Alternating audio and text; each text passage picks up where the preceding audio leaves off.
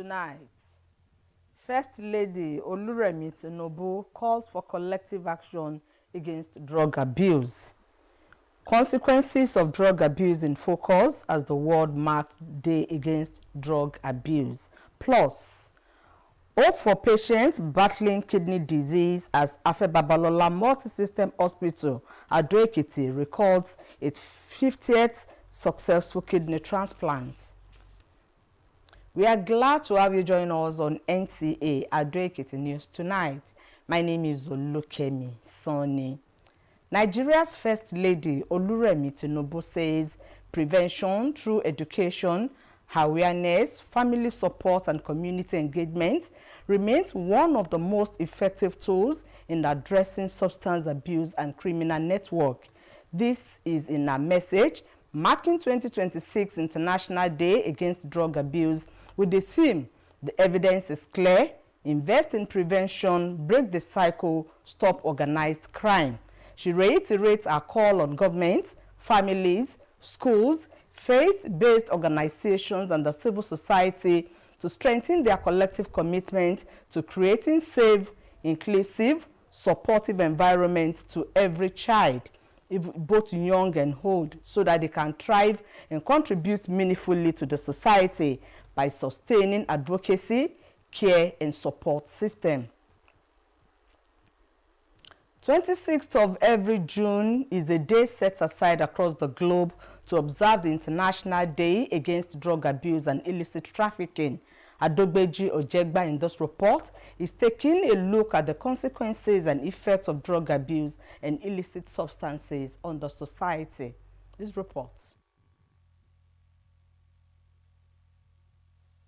The theme of this year's observance of International Day Against Drug Abuse and Illicit Trafficking is World Drug Problem, Persisting Issues, New Challenges, Innovative Responses, highlights the urgent need for government and global stakeholders to modernize their strategies as well as emphasis on utilizing technology, community intelligence, and proactive approaches to counter the proliferation of synthetic drugs and digital illicit markets. Experts in the medical field outline the dangers inherent in the abuse of drugs, while also decrying the manner it has become accessible to the common man, which they said is a recurring menace that must be nipped in the bud. One way we can avoid drug abuse is to have a good collaboration between the government, agencies, religious bodies, and even the family. In fact, it should start from the family, because when you train a child properly,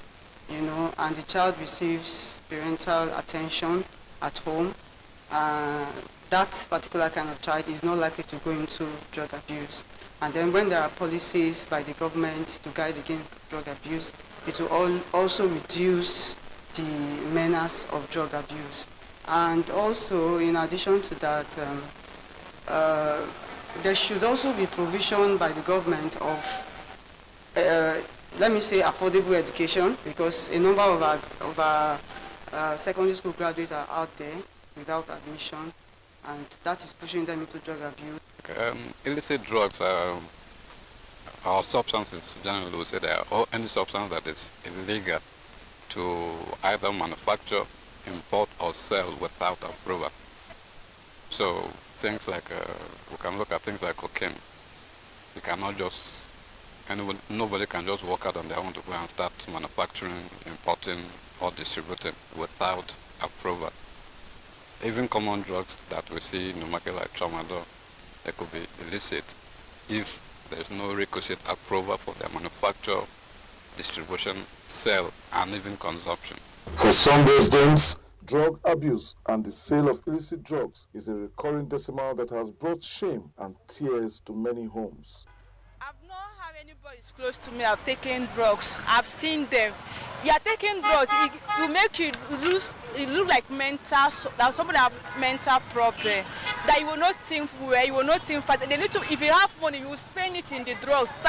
You need to take it. If you don't take it, that's like you will not get yourself.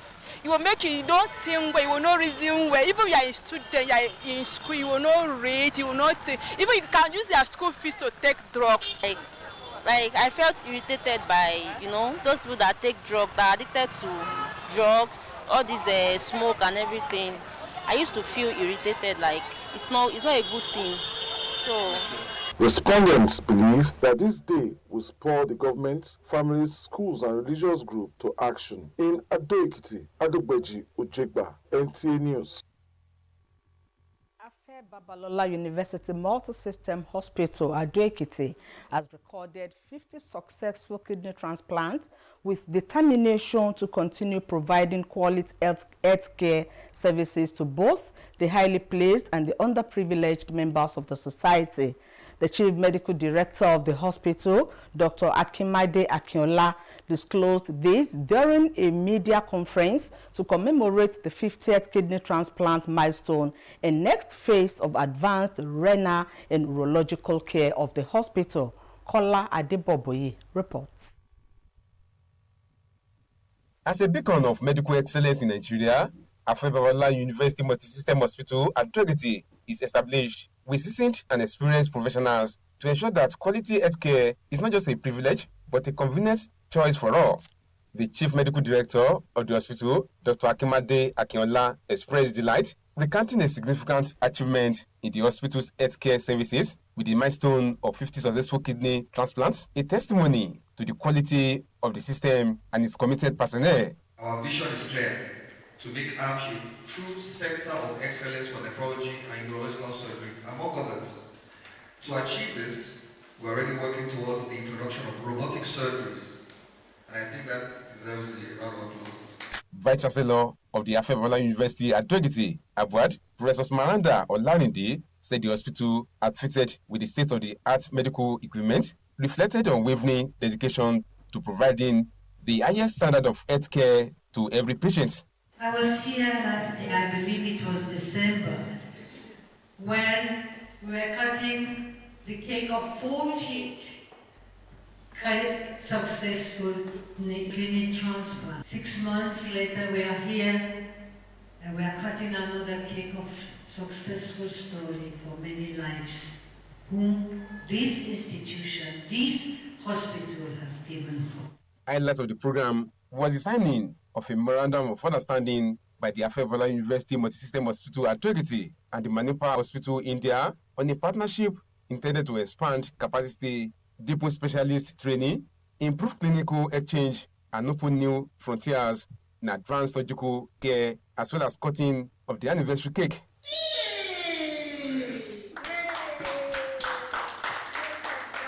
Ever ready to implement anything that does good to its people and to the reputation of the institution. Understanding the diverse needs of its patients, the hospital offers freedom for members of the public to visit the facility for their medical consultations and treatments in Ado Ekiti. Kola Adeboboye, NTA News. And for happenings in the entertainment industry, Itunoluwa Abodunde is standing by. Nollywood actress Osa Asigodaro has secured a lead role in the new Bollywood series, namely Imported Bahu. In the film, Osa's partners Bollywood actor Rajneesh Duggar in a story that blends romance, family dynamics, and cultural clashes. Produced and directed by Indian filmmaker Amicha Dayani Auga, who is the brain behind Namaste Wahala, one of the most successful crossover productions between Nollywood and Bollywood. Imported Bahu is set to premiere on July 2, 2026, with its trailer currently generating excitement among fans from both continents. In another development, fast-rising artist Sholano has described her song Yoruba as a unique genre to preserve the richness of Yoruba language and traditions. The Lagos-based singer, whose latest single titled Okuku is currently gaining traction across social media platforms. She said Yoruba goes beyond singing in Yoruba. Lastly, on Entertainment News tonight, Afrobeat singer David Adeleke, popularly known as Davido, has dropped his first single of 2026 titled I Know Who I Be. The high-energy track features South African artists Jazzword and GLCJ and marks Davido's first collaboration with Jazzword. In Ado Ekiti, Itunoluwa Abodunde, NTA News. Sport. National Sports Commission expresses confidence in Team Nigeria's athletic contingent ahead of the 2026 Commonwealth Games as President Tinubu backs Super Falcons. For more on sports, let's join Ayodeji Ogunshakin. The Sports Commission has expressed confidence in the Team Nigeria's athletics contingent ahead of the 2026 Commonwealth Games following the invitation of 29 athletes by the Athletics Federation of Nigeria to represent the nation. The Director General of the National Sports Commission, Bukola Olopade, described the composition of the team as a strong indication of Nigeria's determination to challenge for medals at the Games, noting that the selected athletes have consistently demonstrated their ability to compete at the highest level. According to the Director General, the Abuja camp will provide the training and other support required to sharpen the athletes' preparations before the team move to Scotland for the final phase of training. The invited athletes drawn from various track and field events will continue preparations alongside representatives from other sports in Abuja before proceeding to a 3-week overseas training camp scheduled to open on July 2 in Aberdeen, Scotland. The National Sports Commission, in partnership with the Nigerian Football Federation (NFF), has constituted a 7-member welfare committee to support the Super Falcons as they prepare to defend their title at the upcoming Women's African Cup of Nations in Morocco. Speaking on the initiative, the Director General of the National Sports Commission, Bukola Olopade, said the federal government remains committed to ensuring a smooth and successful campaign for the 9-time African champions, with particular emphasis on players' welfare and administrative support. According to him, President Bola Tinubu and the First Lady, Senator Oluremi Tinubu, are personally invested in the team's quest to retain the continental title in Morocco. The race for the World Cup knockout stage intensifies this Friday as some final group stage games are on the center stage, with qualification, first place and round of 32 spots still up for grabs. Tonight at 8, France and Norway will battle for top spot in Group I, while Senegal will battle Iraq. Other group game matches are slated for tomorrow. That is on sports. I'm Ayodeji Ogunshakin, NTA News. Coming up shortly is the translation of the news in Yoruba language. We thank you so much for staying with the NTA. Good evening.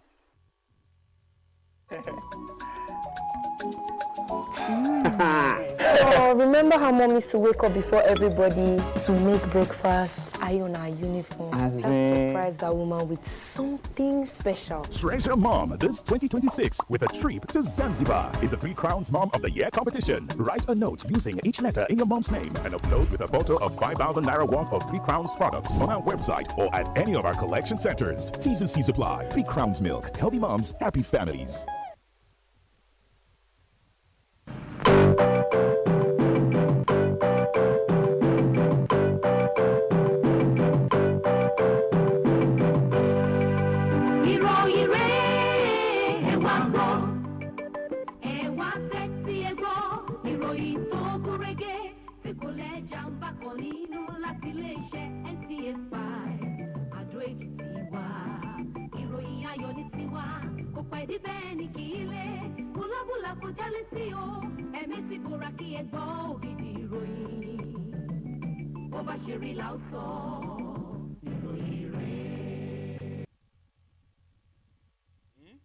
Aya Ààrẹ Olúrẹ̀mí Tinubu pè fún àgbájọwọ́ ta fi ń sọ̀yà lórí ìgbógun ti gbígbé àti lílo oògùn olóró.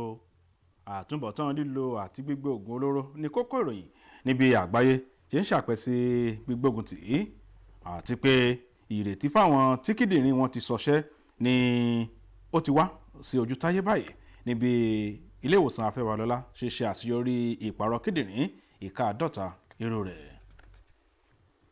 Ẹ káalẹ́ ẹ kú iṣẹ́ látàárọ̀, ìròyìn rẹ̀ látẹnu Kẹ́hìndé dúró dọ́là.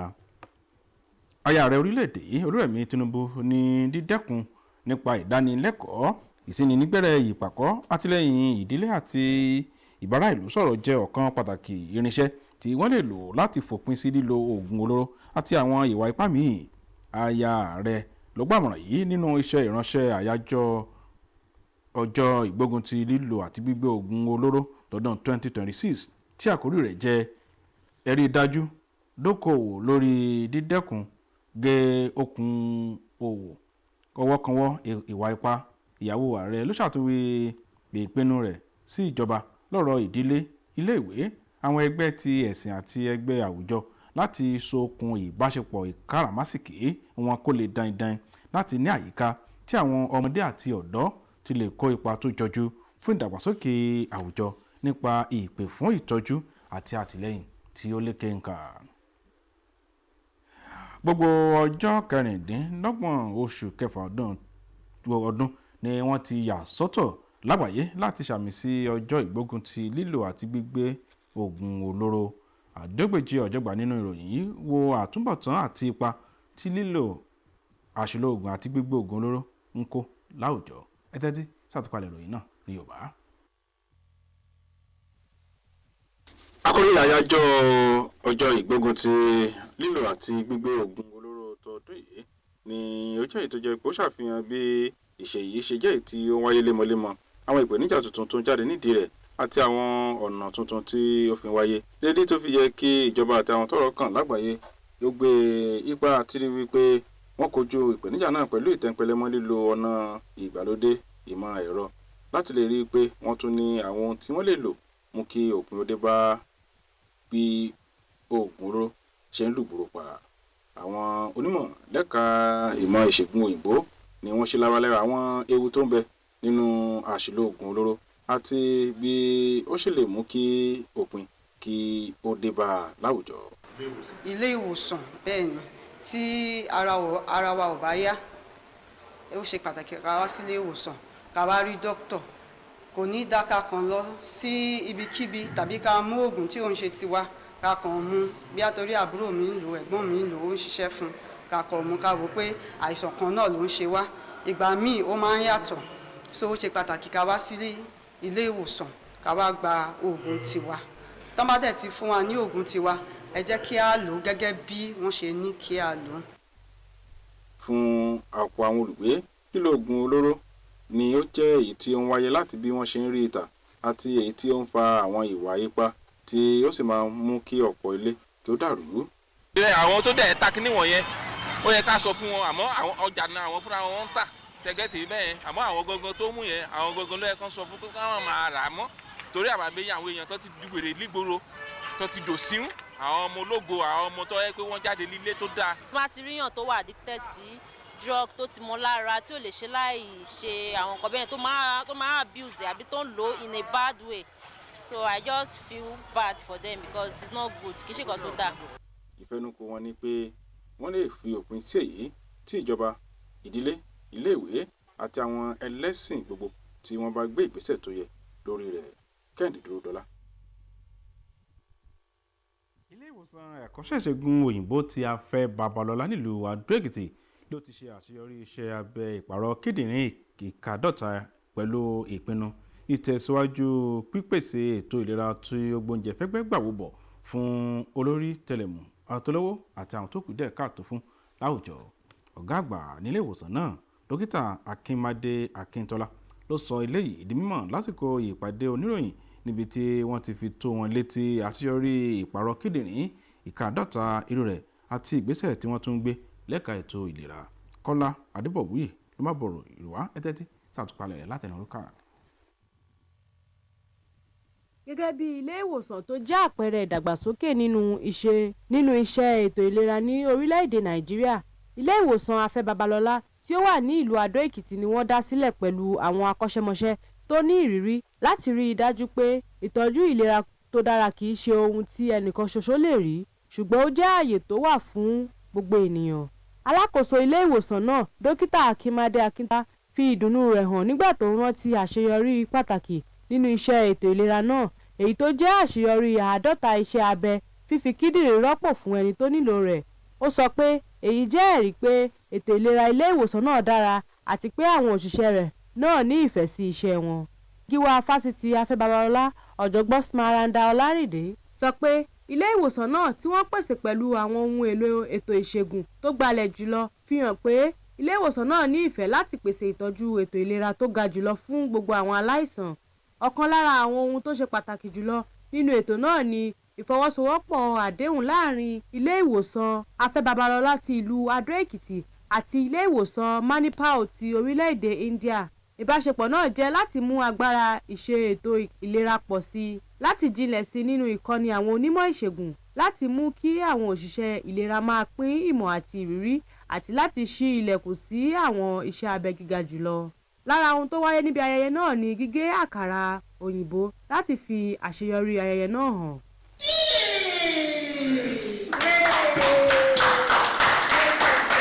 Ní mímọ̀ pé àwọn aláìsàn ní àwọn àìní tó yàtọ̀, ilé ìwòsàn náà ń fún àwọn aráàlú ní àǹfààní láti wá sí ilé ìwòsàn náà fún àmọ̀ràn ìṣègùn àti fún oríṣiríṣi ìtọ́jú. Ní ìlú Adó Èkìtì, Rukayat Ọládìméjì ló ṣàtúpalẹ̀ ìròyìn. Lágbo àwọn òṣèré àti adẹ́rìn pẹ̀kẹ́, Ìtùnú Olúwa Bọ́dúndé ló ṣe àkójọpọ̀ rẹ̀ ẹ̀tẹ́tìsì. Òṣèrébìnrin Osas Godaro ni ó ti ní ojúṣe gẹ́gẹ́ bí aléwájú nínú eré tuntun kan tí orúkọ rẹ̀ ń jẹ́ Imported Bahu. Nínú fọ́nrán náà, Osas pẹ̀lú òṣèré Bollywood kan Rajneesh Duggal nínú ìtàn ọ̀hún ni wọ́n jọ ṣeré gẹ́gẹ́ bí olólùfẹ́, ìdílé àti ìjà àṣà. Eré náà tí òǹkọ̀wé fíìmù ọmọ orílẹ̀-èdè India Amisha Dayani Ahuja tí ó jẹ́ igi lẹ́yìn ọgbà eré kan tí ó jẹ́ Namasi Wahala. Ó jẹ́ eré tí ó lálẹ́ wò tí Nolly Bollywood ṣe papọ̀. Òun náà ni ó kọ ìtàn Imported Bahu tí ó máa jáde ní ọjọ́ kejì oṣù keje ọdún 2026. Nínú ìròyìn mìíràn, òǹkọrin tí ìràwọ̀ rẹ̀ lálẹ́ wò tí orúkọ rẹ̀ jẹ́ Ṣọ́lànà ti júwe orin rẹ̀ Yorùpop gẹ́gẹ́ bí ọ̀nà kan tí ó yàtọ̀ láti Davido ti gbé àbálá orin ẹ̀ àkọ́kọ́ jáde ní ọdún 2026 pẹ̀lú àkòrí I Know Who I Be. Orin tó rinlẹ̀ ń ní òǹkọrin ọmọ orílẹ̀-èdè South Africa Jaswad àti GLCJ jọ gbé jáde tí ó sì jẹ́ ìgbà àkọ́kọ́ tí Davido yóò máa kọrin pẹ̀lú Jaswad ní ìlú Adó Èkìtì. Ìtùnú Olúwa Bọ́dúndé ló ṣe àtúpalẹ̀ ìròyìn. Àjọ tó wà fọ́rọ̀ aré ìdárayá lórílẹ̀‐èdè yìí fi ìgbẹ́kẹ̀lé hàn lórí ikọ̀ orílẹ̀‐èdè Nàìjíríà tí yóò ṣojú rẹ̀ níbi ìdíje Commonwealth ọdún 2026 ní bí ààrẹ Tinubu ṣe ṣàtìlẹ́yìn fún ikọ̀ Super Falcons láti tún gba ife ẹ̀yẹ tilẹ̀ adúláwọ̀. Fún ẹ̀kúnrẹ́rẹ́ ìròyìn yìí àti àwọn ìròyìn míì tí ó jẹ mọ́, Ayọ̀dèjì Ògúnṣakin ló ṣàkójọpọ̀ lédè Gẹ̀ẹ́sì, ẹtẹ́sí àtúpalẹ̀ rẹ̀ ní Yorùbá. Díje eré ìdárayá lórílẹ̀‐èdè Nàìjíríà ni ó ti fi ẹ̀mí ìgbẹ́kẹ̀lé hàn nínú àwọn ilé ọ̀dàn tí wọ́n kójọ tí òṣojú orílẹ̀‐èdè yìí nínú ìdíje Commonwealth ọdún 2026 látàrí bí wọ́n ṣe ti fìwé pé mọ́kàndínlọ́gbọ̀n lórí orí ọ̀dàn tí òṣojú orílẹ̀‐èdè yìí. Alákòóso àjọ náà Bùkọ́lá Ọlọ́pàdé lójúwe àwọn tí wọ́n kó papọ̀ náà gẹ́gẹ́ bí èyí tó fi èròǹgbà hàn láti rí i pé wọ́n jà fún gbígba àmì ẹ̀yẹ pẹ̀lú àkíyèsí pé ṣe ni wọ́n sa àwọn tí wọ́n sà wọ́n pẹ̀lú bí wọ́n ṣe dángájíá tó. Gẹ́gẹ́ bí ọ̀gá àgbà náà ti wí, ìpàgọ́ wọn nílùú Àbújá ní yóò fún lórí ọ̀fẹ́ àti ṣe ìgbáradì pẹ̀lú àwọn eléré ọ̀dàn míì tí yóò máa kópa kó tó di pé wọn yóò lọ sí Scotland fún abala tó gbẹ̀yìn nínú ìgbáradì wọn. Àwọn tí wọ́n pè ọ̀hún ni wọ́n jẹ́ àwọn eléré sáré ìgbági, àwọn afòtọ́ tí wọ́n sì tẹ̀síwájú ìgbáradì pẹ̀lú àwọn míì ní pápá ìṣeré tó ń bẹ nílùú Àbújá kó tó di pé wọn yóò lọ fún ìdánilẹ́kọ̀ọ́ lọ́sẹ̀ mẹ́ta ní Aberdeen bẹ̀rẹ̀ láti ọjọ́ kejì oṣù kejì ọdún táwa nínú rẹ̀ yìí. Àjọ tó wà fún aré ìdárayá lórílẹ̀‐èdè Nàìjíríà pẹ̀lú àjọṣepọ̀ àjọ tó ní sí bọ́ọ̀lù àfẹsẹ̀gbá lórílẹ̀‐èdè yìí ni wọ́n ti gbé ìgbìmọ̀ ẹlẹ́ni méje kalẹ̀ tí yóò máa rí sí ìgbé ayé rẹ̀ àwọn ikọ̀ Super Falcons bí wọ́n ṣe ń gbáradì fún àti rí pé wọ́n tún gba ife ẹ̀yẹ ilẹ̀ aláwọ̀ padà ní Morocco. Nígbà tó ń sọ̀rọ̀ lórí àbájáde náà, Ọlọ́pàdé ló ní ìjọba àpapọ̀ ni ó ní àfojúsùn àti rí pé ìpàgọ́ náà ló wá sí èyí tí yóò jẹ́ èyí tí wọ́n lè máa gbóúnjẹ fẹ́ gbégbàwọ́ ẹ̀bùn níbi wọ́n ṣe ń fojú sọ́nà fún àti rí pé wọ́n tún gba ife ẹ̀yẹ náà sí i. Gẹ́gẹ́ bí ó ti wí, ààrẹ Bọ́lá Tinubu àti ìyàwó ààrẹ sẹ́nitọ̀ Olúrẹ̀mí Tinubu ni wọ́n fẹ́ kí ikọ̀ náà kó ṣe dáadáa ní orílẹ̀-èdè Morocco. Ìdíje àti rí pé wọ́n pegedé fún abala kejì níbi ife ẹ̀yẹ àgbáyé tó ń lọ lọ́wọ́ ni ó tún túbọ̀ rìn kẹ̀kẹ́ sí lónìí níbi ọ̀pọ̀ ìdíje yóò ṣe máa wáyé. Lálẹ́ òní, France ni yóò máa kojú Norway nígbà tí Senegal yóò kojú Iraq pẹ̀lú àwọn ìdíje míì tí yóò máa wáyé lọ́la. Bí ó ṣe mọ fún ti àṣálẹ́ òní rèé, ọlá ní kẹtún pàdé wa fọ́ọ̀tún ìròyìn míì títí di ọ̀la ọ̀hún ọ̀rọ̀ ayọ̀ ní ká sùn.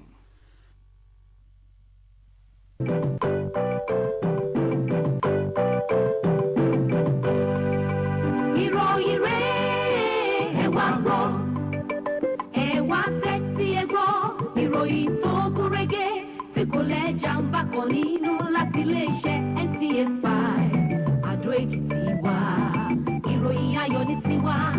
ẹ̀dí bẹ́ẹ̀ ni kì í lé búlábúlà kò jálé tí o ẹ̀mí ti bora kí ẹ gbọ́ ògidì ìròyìn bó bá ṣe rí la ó sọ.